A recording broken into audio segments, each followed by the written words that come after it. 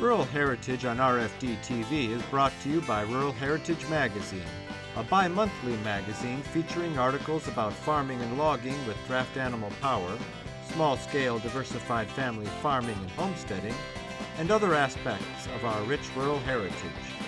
Rural Heritage Magazine, borrowing from yesterday to do the work of today. For subscription information, please call 319-362-3027 or order online at www.ruralheritage.com. Hi, I'm Joe Mishka. Welcome to another episode of Rural Heritage TV. Today, I thought we would show you how to make a set of hinges. In this kind of case, it'd be more your colonial style. I'm really interested in the period of time around the colonial Williamsburg era. And I like these button ends. Now these here are a little bit different. They've got kind of a spade finial on the end of those.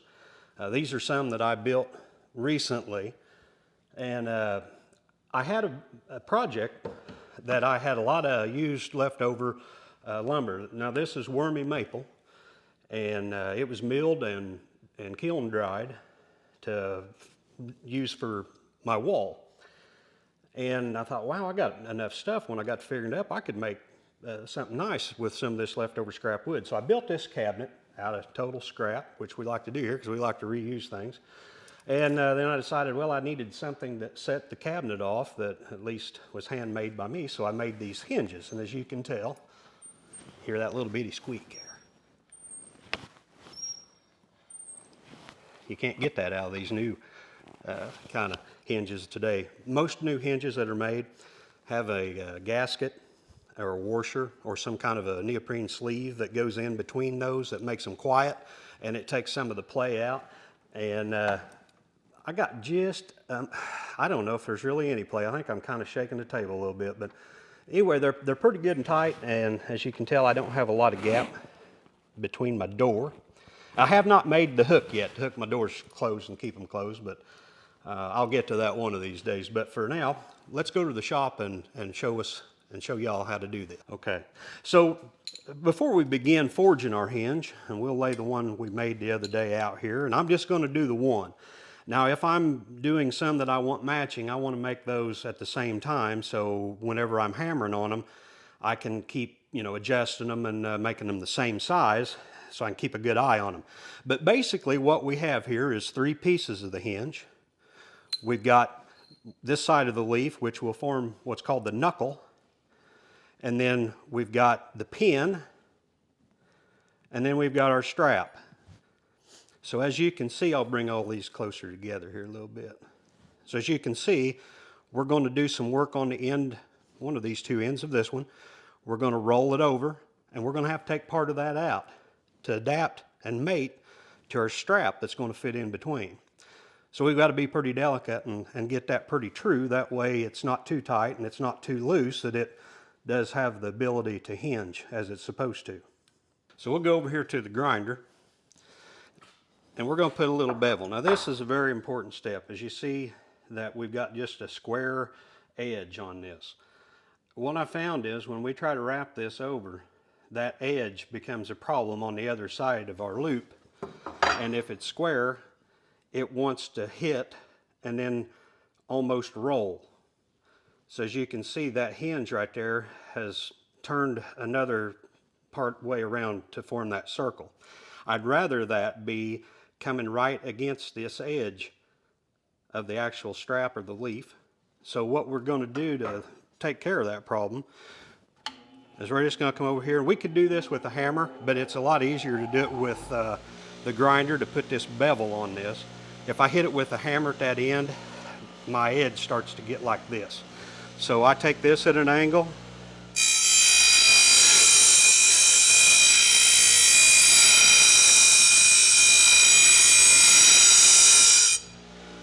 We'll stop and see what we got. Now I want that bevel to kind of come to sharp. It doesn't have to be sharp, but it needs to come just maybe a little bit more than that. That's the way I like it. And obviously when you go to the grinder, make sure you got your safety glasses and stuff on. We sure don't want to get one of them little hot sparks in it,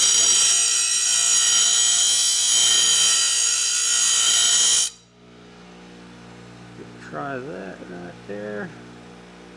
Maybe just a little bit more.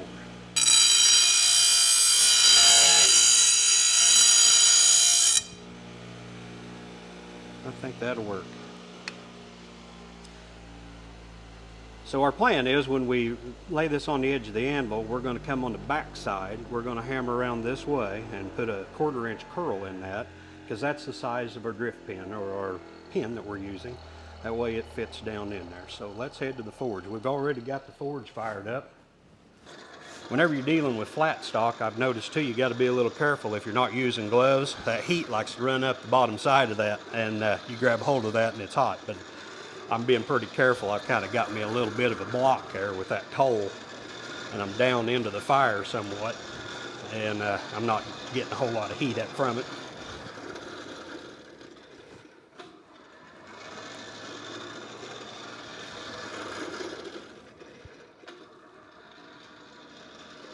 Looking at edge over there. I want to make sure when I come out of the fire that I'm working my edge the right direction. So I want to make sure I got my piece of material orientated into the fire. When I come out, got it turned up the right side down, that I want to make my little turn.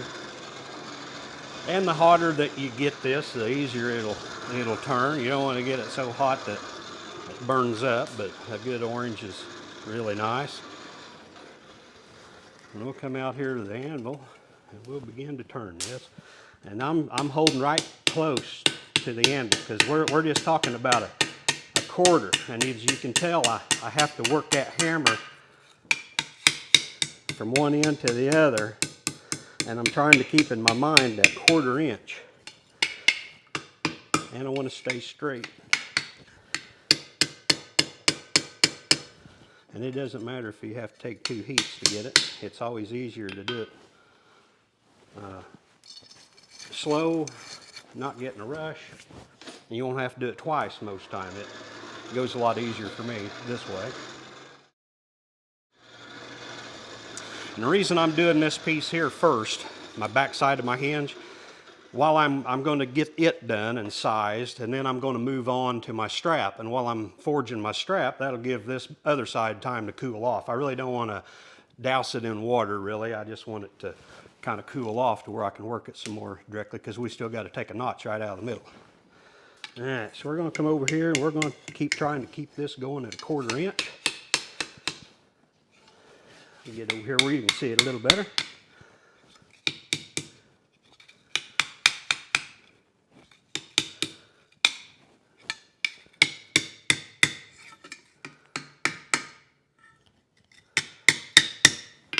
Okay, before I turn that all the way around, I want to get me a drift. And we ought to be ready to do something here. So I'm going to come over here and wrap that, and it looks like to me that it is pretty close. I'm going to try to tighten this up just a little bit by doing this. And as you see, that drift's going to get hot. I'll go here to the other one. Well, that's got a real good feel to it. Not hardly any wiggle in it. I'm going to call that successful. All right, so we're going to lay this off to the side. And we're going to let that cool off a little bit. And then we're going to start working on our other piece. So that there is 1.5 inch wide flat steel. This is a 1/2 inch wide flat steel. There's a reason for those measurements. If you take a 1/2 inch out of that, out of the center, that leaves you with a 1/2 inch on this side and a 1/2 inch on that side. So this is the part now we want to go to form our strap here. And there's all kinds of variations we could do with this end, but we're just going to try to make another one similar to that one. So just as the case with our other part of our leaf, to forge our knuckle, we want to do the same and bevel the ends of our strap here, just this one, whichever end we decide to turn for our loop, we want to get that bevel on it again so it'll turn just right. We'll just come over here and we'll grind just a little edge down.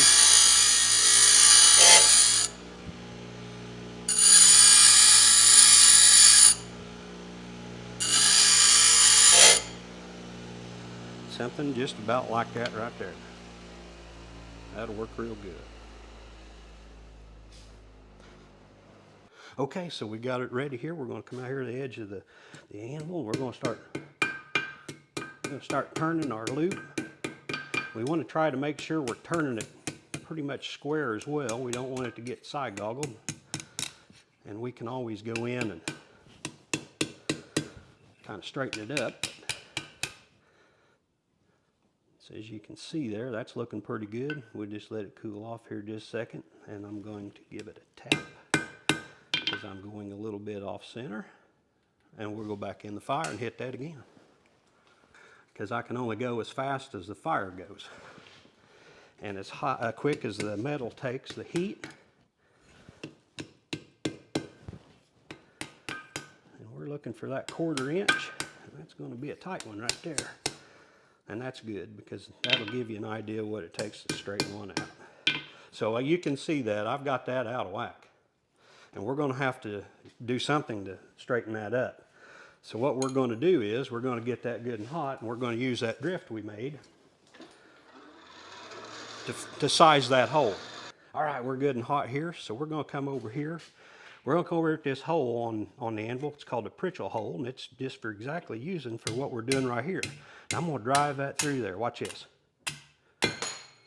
That's what we want to do. Now see what we accomplished there compared to where we were a while ago.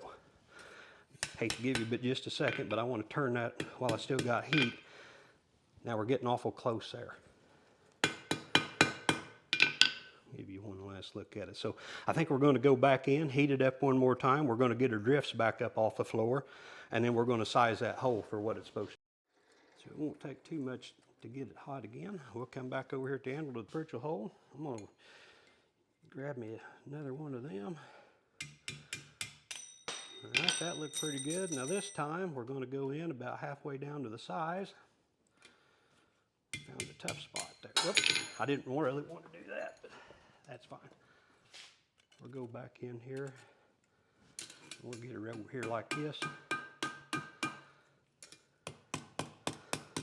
And we'll say, okay, you got to go this way this time.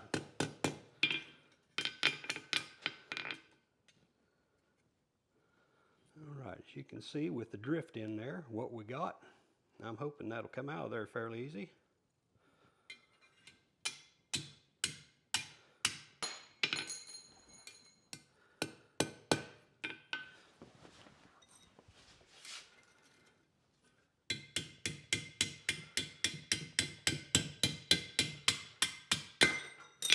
Yeah, let's heat that one more time.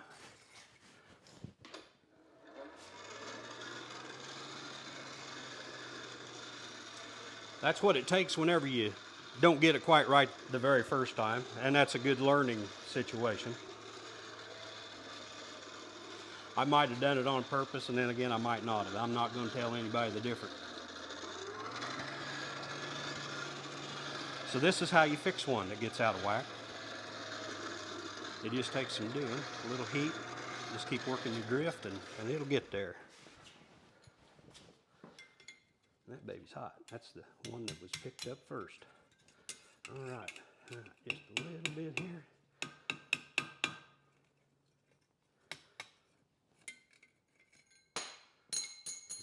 Now we're getting there. Now we're getting there. I think that's just right where we want to be. And we're going to start working on the other end of our strap. I want to hook that just like that there on that corner.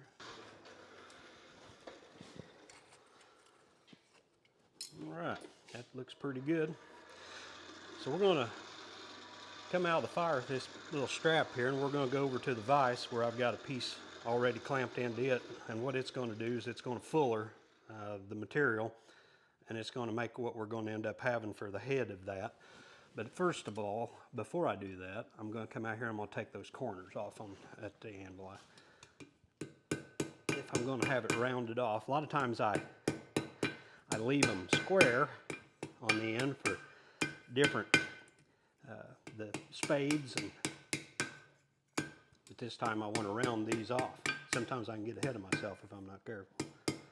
Just kind of go through here and make sure we're fairly flat and go back in the fire, and we'll heat that end up again. And we'll come over to the vise, and we'll bring our hammer with us. And I'm going to come over here about like so and put me some on the end about like that. And then we're just going to make us a couple of hits. Now you can get too carried away with that, and you can actually pinch that off, but we want a little bit more than that. I'm going to come out here a little closer.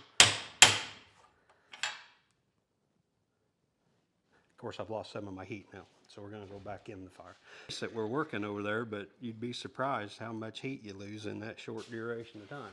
And then, of course, when I put it in here, this fuller is taking heat out of it.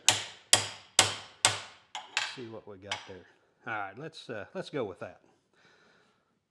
So now we've got a fuller mark here. That just basically gets a shoulder on both ends. And then we'll use this for our round button, and then we'll draw part of this down to meet that. And I don't want it real thin on the end. I just want a nice look to it, and hopefully we get it with that. All right, we're just going to come out here to the edge of the anvil. Now I'm keeping my button, as you can see, off the anvil. And I'm doing that on purpose, because if I hit that while that little button is on the anvil, it's going to really make a mark. And I don't want to do that. So we're going to go back to the forge. All right, come out here, work some of that shoulder down that we created. Now, as you can tell, as we hammer this, here's our actual thickness. Now we're going to get thicker as we basically pinch that down as we're hammering it. So our next step is we're going to want to lay it on its edge and start drawing some of that out this way, and then come back, make it match up with the original size of our material, which is 1/8 by 1/2 inch, flat stock. So as I said, this button on the end, it's going to do a lot of moving around. Once we're happy with what we got here, I just seen a place I didn't like.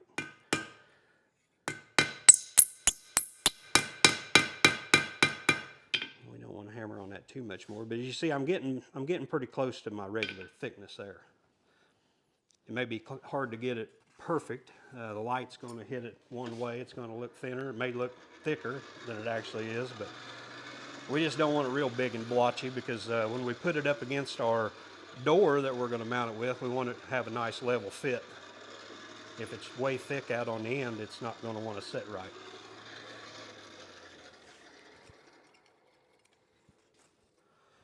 Alrighty.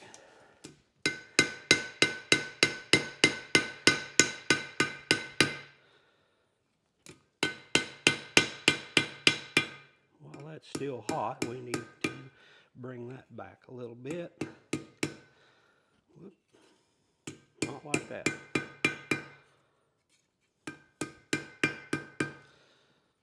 Right. Maybe a little bit more.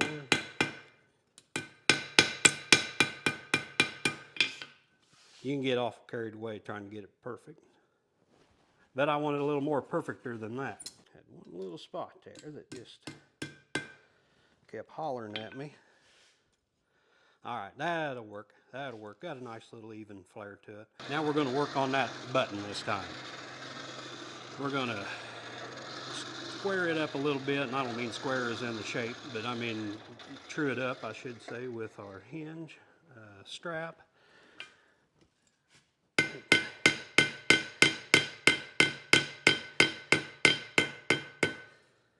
As I was a little lopsided, and we're going to fix that right there, I hope.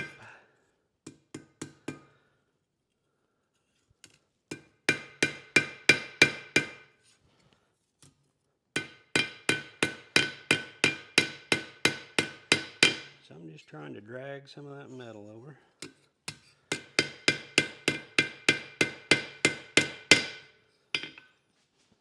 We'll get that hot one more time and see if we need anything. The very end I had a little flat spot on it. Just needs a little kiss from the hammer, I think. You gotta be real careful now. So we're gonna come right out here, and we're just gonna concentrate on rounding that off right nice. We hope.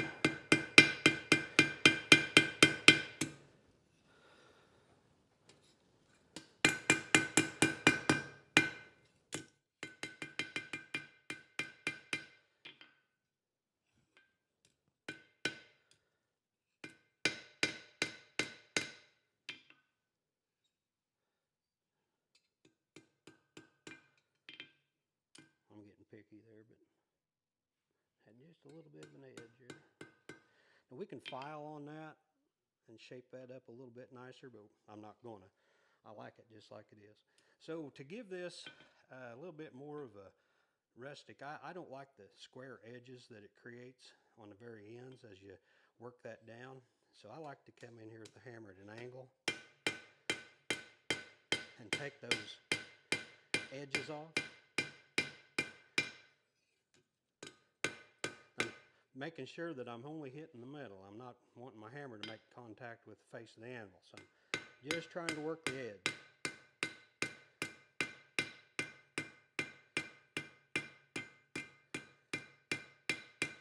So that's all the time we have today for the first half of How to Forge a Door Hinge. We'll have the second part next week on Rural Heritage TV, where we borrow from yesterday to do the work of today. This program is available for purchase. To order your copy, please call 319-362-3027 or visit www.ruralheritage.com. Rural Heritage is a bi-monthly magazine dedicated to draft animal farming and logging, as well as other aspects of our rich rural heritage. It is published by Mishka Press, which also offers a complete line of Back to the Land books, DVDs, and calendars.